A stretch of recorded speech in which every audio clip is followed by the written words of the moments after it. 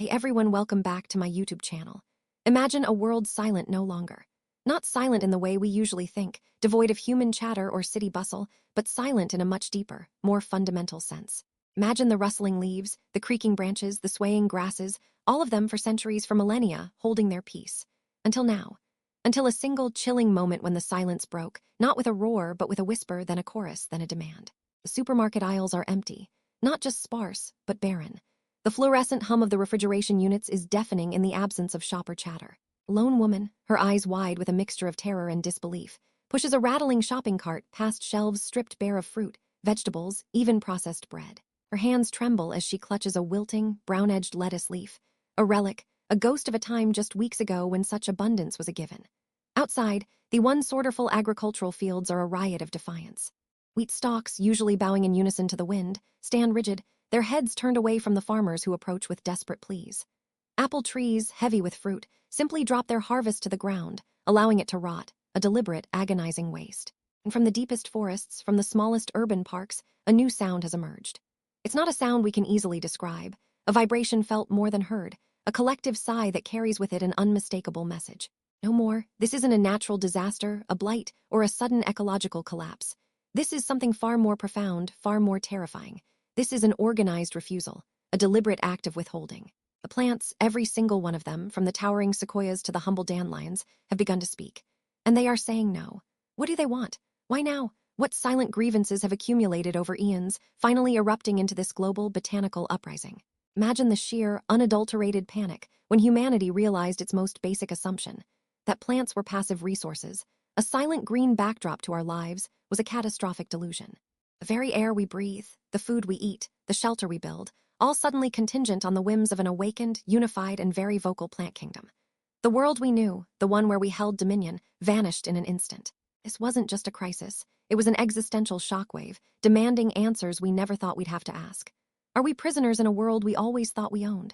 Can we negotiate with a forest? What happens when the very ground beneath our feet decides it's had enough? The implications are mind-blowing, threatening to unravel every fabric of our civilization. But to understand how we got here, we need to rewind. For millennia, humanity has viewed plants through a very specific lens. As resources. Food, fuel, fiber, medicine, oxygen, they were the silent providers, the background scenery, the ecological engine humming along, largely unnoticed, while we built our towering cities and complex societies. We admired their beauty, certainly. We understood their necessity for life. But we rarely, if ever, considered them as entities with agency, with interior lives, with a collective voice. We spoke to asterisk them in poetry and gardening tips, but we never expected them to talk back. Our relationship was one-sided, a benevolent dictatorship. We cultivated vast monocultures, reshaping entire landscapes to feed our burgeoning population. We cut down forests for timber and cleared land for cattle. We developed pesticides and herbicides, waging chemical warfare on anything that interfered with our perceived needs. We understood, intellectually, the concept of biodiversity and ecosystem services, but our daily interactions were largely transactional. A tree was wood, a field was sustenance, a flower was decoration. This anthropocentric view, this unwavering belief in our unique position at the top of the biological hierarchy, was the bedrock of our civilization. We took for granted the reliable cycles of growth and harvest, the automatic oxygen production, the silent, tireless work of photosynthesis. But what if all this time we weren't alone in our perception?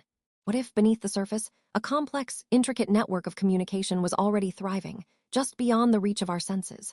Science has, in recent decades, begun to chip away at this anthropocentric arrogance. We've discovered that plants are far from passive. They communicate with each other through a subterranean fungal network, often called the Wood Wide Web, exchanging nutrients and alarm signals. They release volatile organic compounds to warn neighbors of insect attacks. They even exhibit a form of memory, adapting their growth patterns based on past environmental stressors. Dr. Susan Simard, a renowned forest ecologist, has pioneered much of this research, demonstrating how trees in a forest are interconnected, supporting each other and even transferring carbon and water to offspring and weaker plants. She calls them mother trees, orchestrating a vast, cooperative intelligence. These were the scientific whispers in the background of our bustling human world, fascinating, niche discoveries. He acknowledged them, perhaps with a brief nod of appreciation for nature's complexity, before returning to our everyday lives, secure in our role as the planet's dominant species. He marveled at the intricacy, but never truly considered the implications. We never asked what those alarm signals truly felt asterisk-like, what those nutrient transfers meant asterisk to the givers and receivers. He saw the mechanics, but not the consciousness. We built tension toward the catalyst moment, unknowingly pushing the silent observers to their breaking point. Because what you don't realize is, even then, the plants asterisk were communicating. It's not in a language we were capable of understanding, or perhaps willing to hear.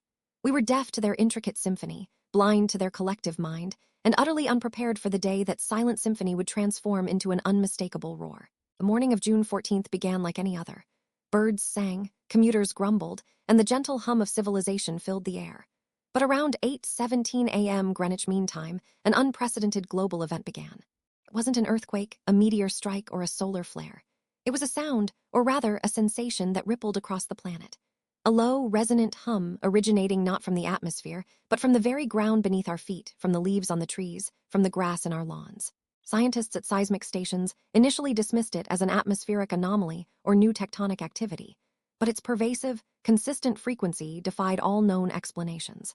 For Elias Vance, a retired botanist tending his prize-winning heirloom rose garden in rural England, it started as a faint pressure in his ears. He was deadheading a particularly vibrant crimson bloom when he heard it, a distinct, almost guttural sigh, emanating directly from the rose bush itself. Not the rustle of leaves, but a voice. "Tired, so tired," it whispered, the words forming not in his ears, but directly in his mind, clear as day. Ilias, a man of science and reason, instinctively pulled back, dropping his shears. He stared at the rose, then around his garden, his heart pounding. The hum intensified, and soon his entire garden seemed to be vibrating with a silent, desperate chorus. His prize-winning peace, Rose complained of the alkaline soil. His ancient oak groaned about the compacted earth around its roots. His lavender, usually so serene, thrummed with a low-grade resentment about the lack of water. Thousands of miles away, in a sprawling agricultural complex in Iowa, farmer Sarah Jenkins felt the hum resonate through the tractor seat. She glanced at her cornfields, usually a reassuring sea of green. Today, something was different. The stalks, usually swaying gently, stood unnaturally rigid. Then, a shiver ran through them, and a collective dry rustle echoed across the fields, a sound that suddenly felt less like wind and more like a mass exhalation. Asterisk suffocating? A thought echoed in her mind, seemingly out of nowhere, laced with an unfamiliar bitterness. Too much, always taking. Sarah, a practical woman, dismissed it as heat stroke or stress. But then the cornstalks began to bend, not with the wind, but away from her tractor, away from the harvesting equipment, as if in deliberate avoidance. A handful of stalks even snapped, an act of silent green defiance. In the Amazon rainforest, Dr. Anya Sharma, a young botanist studying complex fungal networks, was in the midst of a data collection expedition when her instruments went wild. Her bioelectrical sensors, designed to detect subtle electrochemical signals within plants, flatlined, then spiked dramatically, registering magnitudes never before seen. Then her audio equipment, designed for recording forest sounds, picked up a frequency that shouldn't exist, a deep, resonating pulse that felt ancient, profound. And with it, in a way she couldn't explain, came images into her mind. The searing pain of deforestation, the slow agony of pollution, a collective memory of ages of silent suffering. The trees around her, colossal sentinels, seemed to lean in, their vast canopies suddenly alive with a silent, insistent chorus. The air grew heavy with an unspoken sorrow. By 9:00 a.m. GMT, reports of anomalous plant behavior and strange, resonant frequencies were flooding emergency services and scientific institutions worldwide. Airline pilots reported bizarre turbulence near forested areas. Seismologists were baffled by the global hum. And ordinary people, like Elias and Sarah, were experiencing direct, undeniable telepathic communication. The first coherent message, broadcast not through radio waves but through a newly awakened planetary consciousness, arrived around 10:30 a.m. GMT.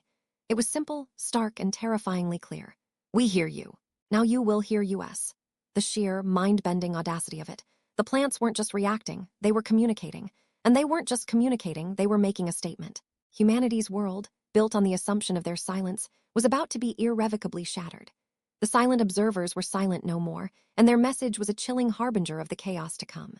The world plunged into immediate, unprecedented chaos. Within hours, the global food supply chain, already a fragile web, began to unravel. Harvests ceased. Farmers, bewildered and terrified, found their crops refusing to yield. Fruit trees dropped their produce, allowing it to rot. Grains, the very bedrock of human sustenance, stood sentinel in their fields, unresponsive to machinery or human pleas. Supermarkets emptied faster than wartime rations. Panic buying escalated into riots. Governments, initially dismissing the plant voices as mass hysteria or a psychological weapon, were forced to confront an undeniable reality as satellite imagery showed vast agricultural zones deliberately withholding their bounty. Conflicting responses erupted globally. The scientific community, led by figures like Dr. Anya Sharma, scrambled to understand the mechanism of this global plant awakening. Initial theories ranged from a previously undiscovered neurological pathway in plants to a global atmospheric resonance to an alien intervention. Dr. Sharma's team, racing against time, found evidence of a massive, synchronized bioelectrical pulse emanating from the planet's root systems, amplified by fungal networks. Essentially, the Wood Wide Web had found its voice, and it was a global megaphone. Meanwhile, political leaders were divided. Some advocated for aggressive measures, proposing chemical warfare against the rebellious flora, a scorched earth policy to force submission. Others, fearing the complete collapse of ecosystems, urged negotiation, though how one negotiates with a forest remained a terrifying unknown. Religious leaders offered myriad interpretations, from divine judgment to the dawn of a new spiritual age. Cults sprang up around charismatic figures claiming to be plant emissaries. Elias Vance, the retired botanist, found his quiet English garden transformed into a commune. Neighbors, desperate for food, flocked to him, convinced he held the key to appeasing the plants. His roses, once a source of quiet joy, now served as his constant, demanding interlocutors, their whispers detailing precise needs. Specific nutrient ratios, optimal light conditions, even specific kinds of gentle, organic care. They told him which weeds were truly harmful and which were beneficial companions. They described in vivid detail the pain of chemical pesticides. Elias, guided by their insistent voices, became an accidental pioneer of consensual agriculture, proving that if plants were treated as partners, not slaves, they might still yield their gifts. But even his garden couldn't feed a village, let alone a city. The consequences cascaded with terrifying speed. Within 2 weeks, global food reserves plummeted by 40%. Cite hypothetical data nations that relied heavily on imported food faced immediate famine. Maritime trade ground to a halt as food shipments became targets for desperate pirates. The delicate balance of global economics shattered. Deforestation, once a rampant practice, abruptly ceased. Any attempt to cut down a tree was met with immediate, violent resistance from surrounding plant life roots entangling machinery, branches striking workers, a chilling, synchronized groan that induced paralyzing fear. Urban areas became isolated islands, their inhabitants facing starvation and surrounded by a suddenly sentient, demanding green world. But here's where it gets really interesting. The plants weren't just saying no. They were also making demands, communicating their collective grievances. They spoke of the slow death of their ecosystems, the suffocating blankets of pollution, the agony of clear-cutting, the endless thirst for water, the pain of genetic manipulation. They didn't just talk back, they testified. Their voices revealed a deep, profound suffering, a collective memory of every indignity inflicted upon the planet. Humanity, for the first time, was forced to confront the true cost of its dominance, not through scientific reports or environmental warnings, but through the living, breathing, articulate voices of the very world it exploited. The plants weren't just a force of nature, they were a force of moral reckoning. As the immediate shock subsided, the ripple effects of the plant awakening began to fundamentally reshape human society. A year later, the world was an almost unrecognizable tapestry of adaptation, conflict, and profound transformation. The concept of unchallenged human supremacy was utterly shattered. Food, the great reevaluation. The global agricultural model collapsed completely. The vast monoculture fields that once fed millions now lay fallow, refusing to yield unless treated with the utmost respect and specific, often arcane, care. Elias Vance's consensual agriculture became a desperate blueprint. Communities that adapted successfully transitioned to hyper-localized, small-scale farming, often within urban centers, where plants dictated their needs directly. Vertical farms and hydroponic systems, once niche technologies, exploded in popularity, offering a degree of control. But even there, plants often demanded specific, natural light cycles, refusing to flourish under purely artificial conditions. Synthetic meat and lab-grown produce, once a distant promise, became a vital necessity for populations unable to establish harmonious relationships with local flora. The global diet shifted dramatically, becoming far more diverse and less meat-intensive, a direct result of plant demands for less land dedicated to animal feed. The very concept of eating well now meant eating what the plant's asterisk allowed, not just what we desired. Law and ethics, rights for the rooted. The legal systems of the world grappled with the unprecedented question. Do plants have rights? The answer, forced upon humanity by the very real threat of starvation, became a resounding yes. New international accords, often drafted with the direct input of plant translators, like Elias Vance, established territories where plant life was sovereign, inviolable. Laws were enacted to protect specific species, to ensure air and water quality, and to regulate human interaction with flora. Deforestation became a capital offense in some regions. The concept of environmental law expanded to biocentric law, placing the welfare of all living things at the center of legal philosophy. Dr. Anya Sharma, now a global figure, testified before the newly formed United Nations Council for Interspecies Relations, advocating for universal plant rights and the creation of global listening outposts, research centers dedicated to understanding and mediating with the plant kingdom. Energy, a green revolution by force. The plants, particularly the vast forests, became vocal opponents of fossil fuel extraction and burning. They described the suffocating effects of carbon emissions, the pain of acid rain, the slow poisoning of their roots. This unprecedented pressure, coupled with the collapse of global supply chains, accelerated the transition to renewable energy sources beyond anything imagined. Solar, wind, geothermal, these became the only acceptable options. Forests actively resisted oil pipelines and mining operations, their roots disrupting infrastructure, their collective voices broadcasting warnings to any human attempting to exploit the earth beneath them. The planet began to heal, not because of human initiative, but because the plants demanded it. Urban life, from concrete jungles to living cities, cities either adapted or died.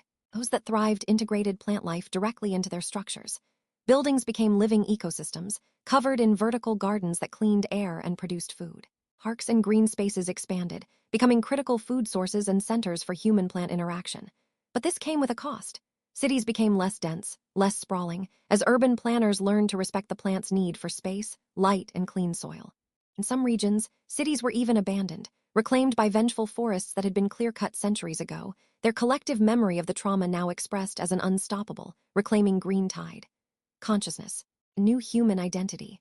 Perhaps the most profound shift was in human consciousness itself. We were no longer alone at the top. We were part of a vast, interconnected web of life, and a highly vocal one at that.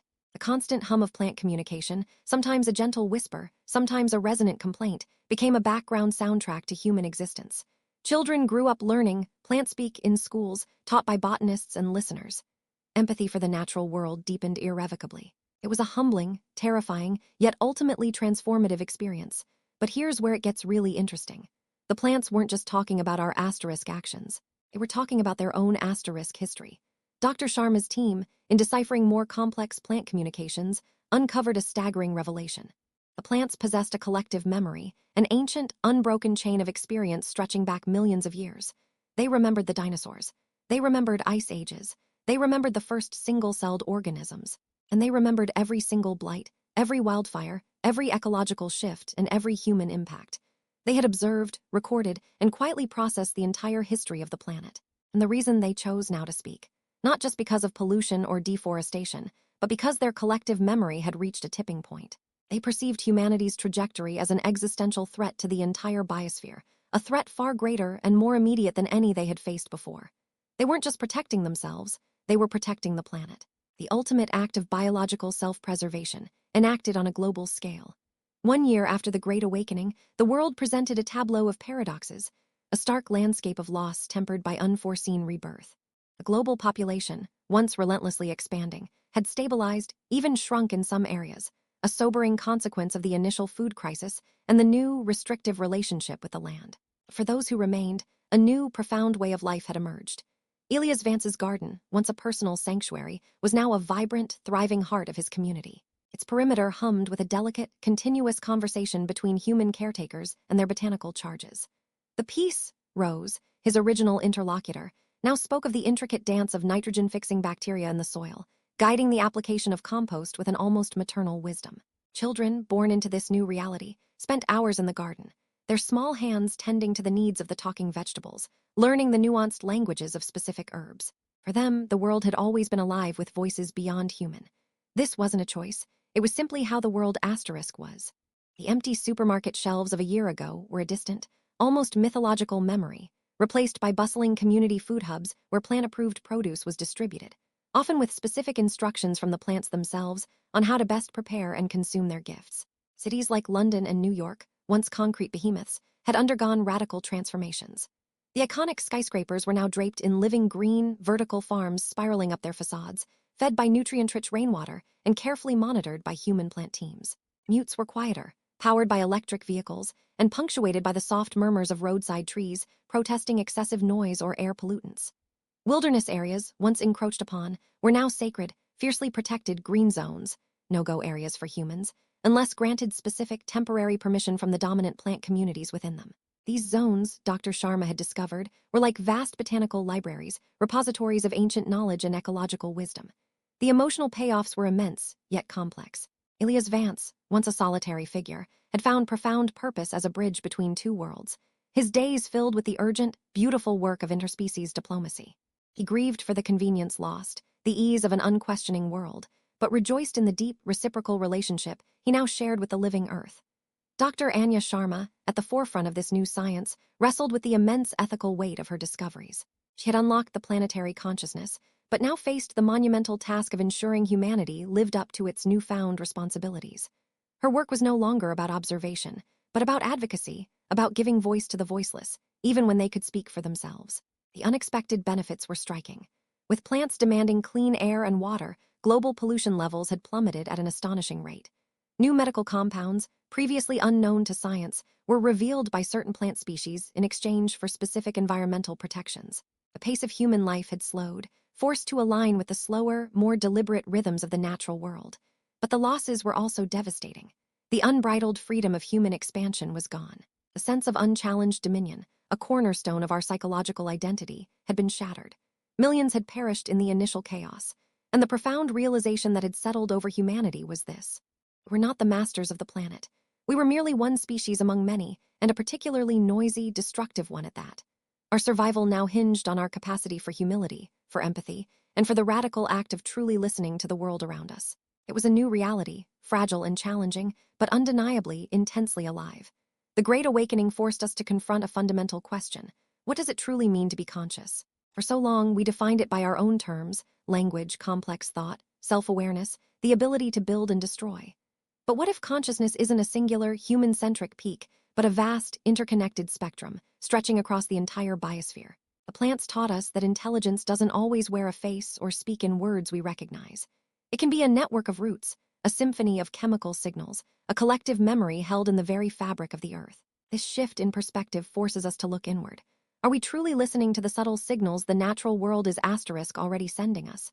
The warming planet, the vanishing species, the polluted oceans, these are not passive observations. They are the planet's cries, its warnings, its urgent, desperate attempts to communicate its distress. We've had scientific data, expert reports, vivid imagery, and yet, much like our pre-awakening ancestors, we often filter these voices through the